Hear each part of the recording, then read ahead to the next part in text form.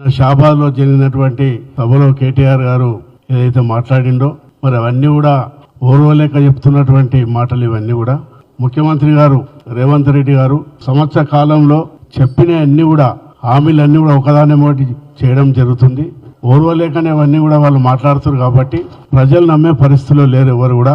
ఏదైతే నిన్న మాట్లాడినప్పుడు హామీలన్నీ కూడా ఇస్తలేని చెప్తున్నారో వాళ్ళు తెలుసు.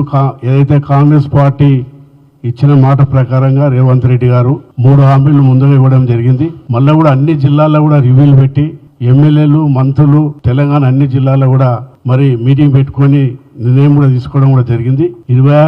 26 జనవరి తర్వాత ఏదైతే హామీలు ఇంకా ఇవ్వాల్సి ఉన్నాయో ఇళ్ల విషయంలో కానీ రేషన్ కార్డుల విషయంలో కానీ ఏదైతే రైతుకు ఎకరకు 6,000 ఇచ్చే కార్యక్రమం కూడా పెద్ద ఎత్తున ప్రభుత్వం ఎంత భారం ఉన్నప్పటికీ కూడా కోట్లాది రూపాయలు ఇవ్వడానికి ముఖ్యమంత్రి గారు అన్ని నిర్ణయం తీసుకున్నారు. ఇవన్నీ కూడా చేస్తున్నారని చెప్పే మరి కేటీఆర్ గారు కానీ అటు బీజేపీ పార్టీలు అన్ని కూడా ఓర్వలేక అన్ని కూడా మాట్లాడుతున్నారు. కాబట్టి ఇది మంచి పద్ధతి కాదు. ఇప్పటికైనా అర్థం చేసుకొని మరి ఏదైతే కాంగ్రెస్ పార్టీ చేస్తుందో మరి ప్రజలంతా కూడా అర్థం చేసుకుంటారు. ఏదైతే జానమ్మ అక్కడ ఒక మహిళ మాట్లాడింది మాకు రాలేదని చెప్పేసి ఆమెకు నిజంగా కూడా ఎలిజిబుల్ కాదు. వాళ్ళిద్దరు కొడుకులు కూడా వాళ్ళు జాబ్ చేస్తున్నారు కాబట్టి దీనికి ఎలిజిబుల్ కాకుండా తెలిసో తెలియక ఏదో మాట్లాడితే దాన్ని బట్టి కేటీఆర్ హైలైట్ చేస్తున్నారు.